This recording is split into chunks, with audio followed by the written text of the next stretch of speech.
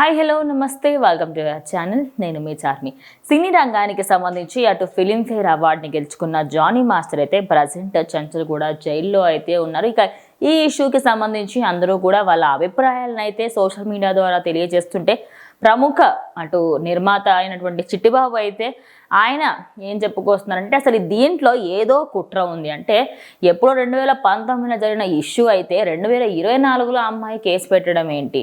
సరే, ఈ కేసుకి సంబంధించి నాకు ఎక్కడో కొంచెం రాజకీయంగా కూడా ఇది వెళ్తుంది అనే విధంగా అనిపిస్తుందని, అసలు ఇందులో ఎక్కడా కూడా ఆ అమ్మాయి అసలు బాధపడినట్టుగా నాకైతే కనిపించట్లేదు. ఎందుకంటే గత 5-6 సంవత్సరాల నుంచి ఆయనతోనే తాను అటు పెళ్లి చేసుకునే వరకు కూడా వాళ్ళ వ్యవహారం వెళ్ళింది. అంటే వాళ్ళ బాండింగ్ ఎలా ఉంటుందని, అసలు మత మార్పిడి చేసుకోమని ఆయన ఎందుకు చెప్పుకుంటాడు?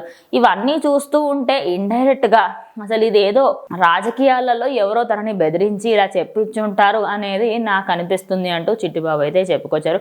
అదే క్రమంలో ఈ ఒక్కటే మాట కాకుండా ఆయన దాన్ని ప్రొలాంగ్ చేస్తూ 2019లో జరిగిన ఇష్యూకి సంబంధించి 2024లో చెప్తుంది కదా, మరి ఇన్ని రోజులు ఎందుకు బయటకు రాలేదు? అంటే దేనికోసం భయపడింది, ఇప్పుడు ఆ భయం ఎక్కడికి పోయింది అనే విధంగా కూడా ఆయన మాట్లాడుకుంటూ వచ్చారు. నిజానికి ఇప్పుడు జానీ మాస్టర్ ఇష్యూలో కూడా ప్రతి ఒక్కరికి ఉన్న డౌట్ అదే.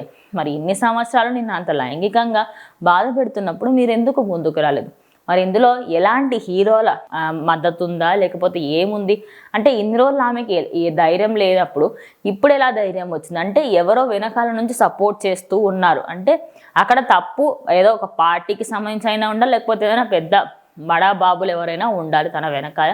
అందుకే అంత ధైర్యంగా ఇచ్చింది. సరే, ఇదంతా ఒక నిమిషం పక్కకు పెడితే మరి జానీ మాస్టర్కి సంబంధించి మనం మాట్లాడుకుంటే అయితే ఆయన మాత్రం నేను నిర్దోషిగానే బయటకు వస్తాను, నన్ను కావాలని ఇందులో ఇరికిస్తున్నారు అంటూ ఆయన అయితే చెప్పుకొస్తున్నారు.